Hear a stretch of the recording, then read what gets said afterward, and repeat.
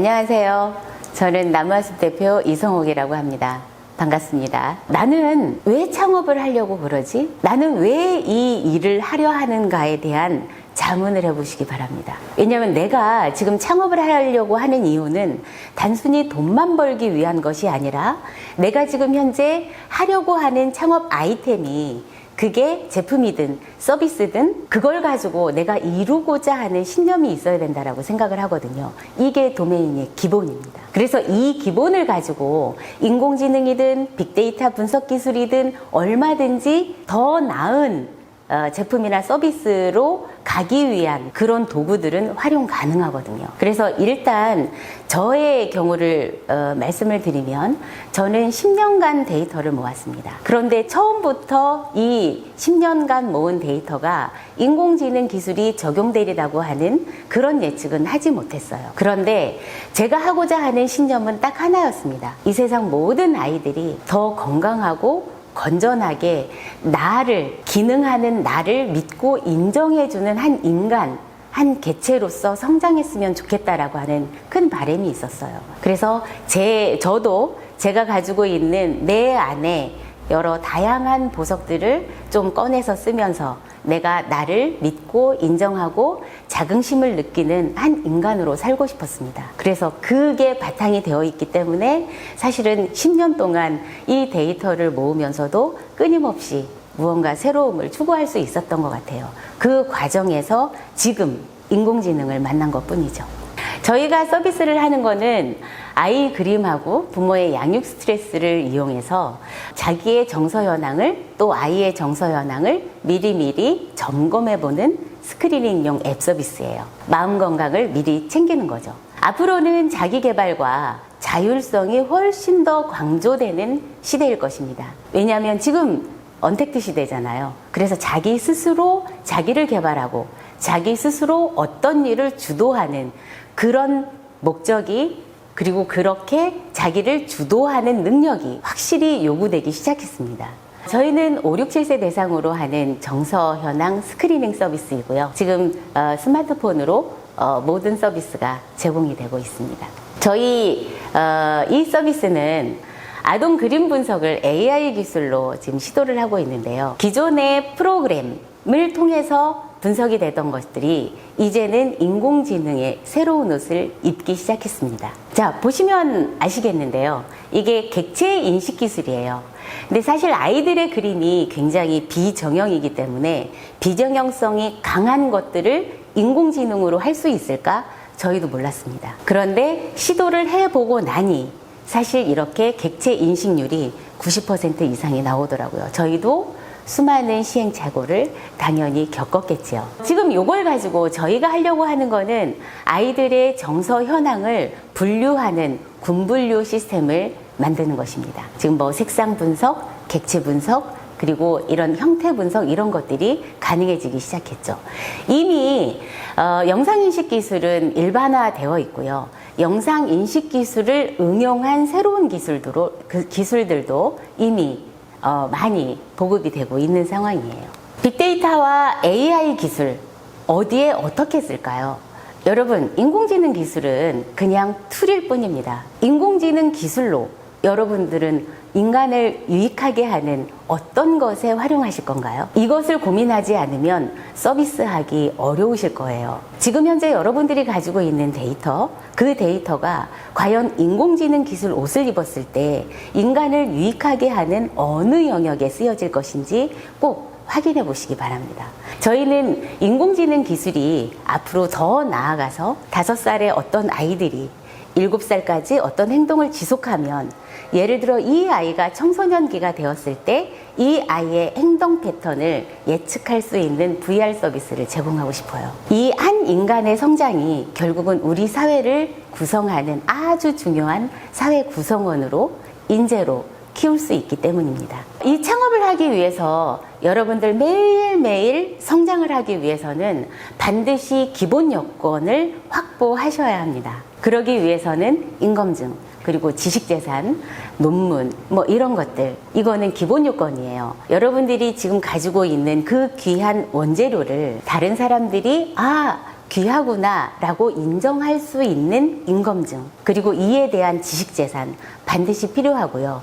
이 과정에서 자기 스스로 전체 사업에 대한 메커니즘을 인식을 할 수 있고, 이 메커니즘을 자기가 이해하게 되면 그 다음에 이를 기반으로 확장이 가능합니다. 여러분 꼭 내 제품에 대해서, 내가 하고자 하는 서비스에 대해서 어떻게 확장할 것인지를 반드시 고민하셔야 합니다. 이렇게 인공지능으로 어떤 제품이나 또는 서비스가 완성이 되면 반드시 이것은 마케팅을 통해서 살아 숨쉬는 서비스 제품으로 밖에 나가서 기능을 해야 되죠. 이렇게 하려고 그러면 일단은 정책과 사회 흐름, 그리고 사회 환경과 기술의 흐름을 반드시 읽어낼 줄 아셔야 합니다. 지금 기술이 어디로 흘러가고 있는지, 지금 우리 사회는 무엇을 요구하고 있는지를 반드시 여러 가지 통로로 확인해 보시고, 나는 지금 어느 위치에 있는가를 꼭 점검해 보시기 바랍니다. 자, 이렇게 모든 것들이 맞춰졌다 하면 이제부터는 대표자가 상품입니다. 여러분들이 하는 모든 제품과 서비스의 그 이면에는 반드시 여러분들의 사고와 여러분들의 신념이 보일 것입니다. 그래서 여러분들이 하고자 하는 서비스, 또 이용하고 파급되려고 하는 모든 상품 비즈니스에 여러분들은 또 하나의 대표 상품으로서 확실하게 자리매김을 하셔야 합니다. 그래서 이렇게 마케팅 또는 홍보 이런 것들도 내가 제품이 돼서, 내가 상품이 돼서 적극적으로 활용하시기 바랍니다. 또 하나 말씀드릴게요. 내가 지금 현재 하고 있는 제품이나 서비스가 과연 사회적 가치를 실현할 수 있는가? 나는 우리 사회에 유익한 제품군이나 또는 서비스를 제공하고 있는가? 선한 기업은 절대로 망하지 않는다고 합니다. 그래서 사회적 가치를 실천하는 일에 조금 더 게을리하지 않으셨으면 좋겠습니다. 무엇이 중요한지 살펴보셨으면 좋겠습니다. 기술 개발이 중요한가요? 얼마든지 가능합니다. 기술 개발은 저희 회사에도 기술 개발자는 지금 현재 없습니다. 저희는 아웃소싱으로 저희 파트너사가 존재합니다. 그래서 저희는 기획을 세우고 도메인을 어떻게 서비스할 것인가를 더 집중적으로 고민합니다. 그리고 이에 대해서 도와주시는 분들이 이제 저와 함께 춤을 추기 시작했거든요. 그래서 저희는 기획과 구조를 짜고, 그 전문가들은, 인공지능 전문가들은 이거를 프로그래밍 하거나 아니면 실제로 기술을 구현하는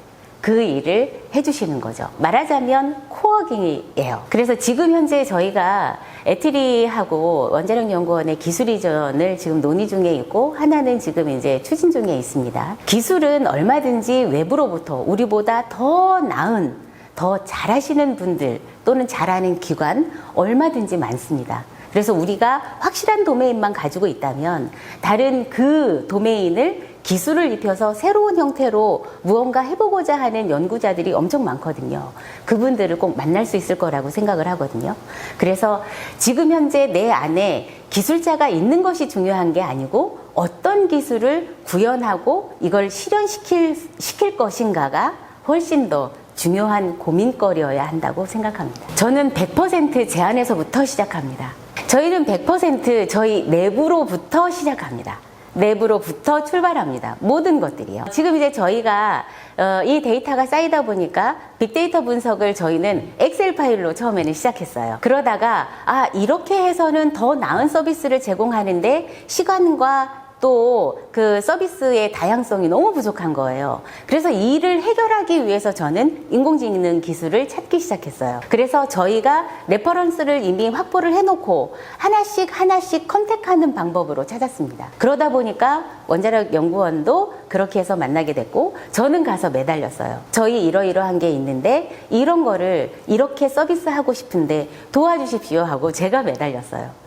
그리고 지금도 마찬가지로 저희가 앞으로 가고자 하는 방향에 필요한 기술이라면 얼마든지 저는 먼저 제 안의 것들을 그들에게 보여주고 그것을 실현시킬 수 있는 외부에서의 자원을 끌어들이는 형태로 취하고 있습니다.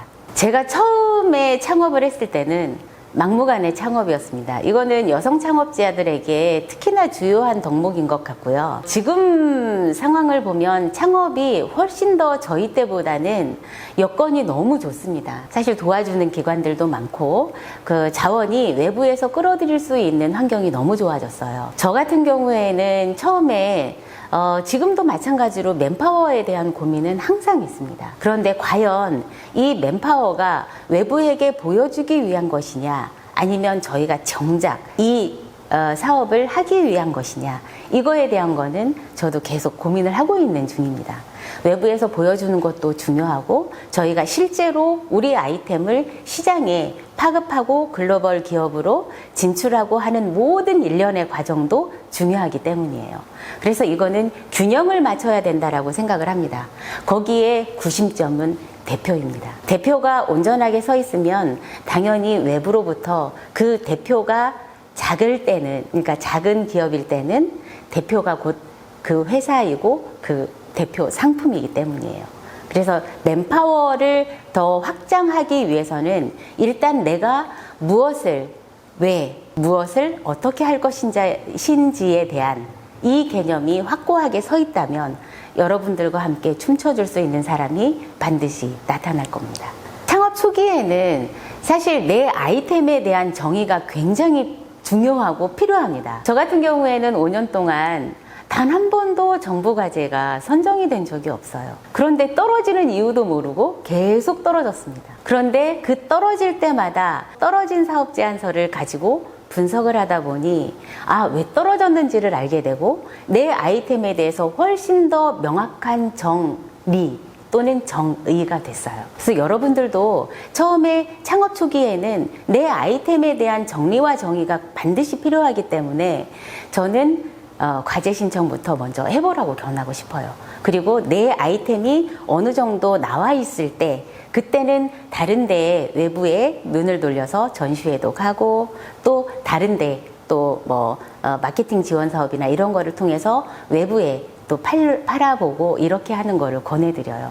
여러분들 제품이나 서비스가 B2G 시장인지 B2B 시장인지 B2C 시장인지 이것도 처음부터 타겟팅을 하고 넘어가는 것들이 좋을 거라는 생각이 들거든요. 네. 인공지능이 워낙 핫하다 보니까 사실 모든 사람들이 인공지능이면 사업이 성공할 거라는 생각들을 하고 계신 것 같아요. 그런데 인공지능은 알고리즘이 만들어내는 어떤 툴인 것이지 사실은 이게 제품하고 서비스가 곧바로 되는 거는 아니거든요. 한 축으로 그건 도구로서 활용하는 것이고 사실은 그 이외에 다시 서비스를 하기 위한 내가 제품 서비스를 하기 위한 플랫폼을 갖는다든지 또 그 사회 가치를 실현할 수 있는 그게 어떤 것이 될 건지를 고민해 보셨으면 좋겠습니다. 도메인과 기술 두 개의 균형이 반드시 필요하다라고 생각을 합니다.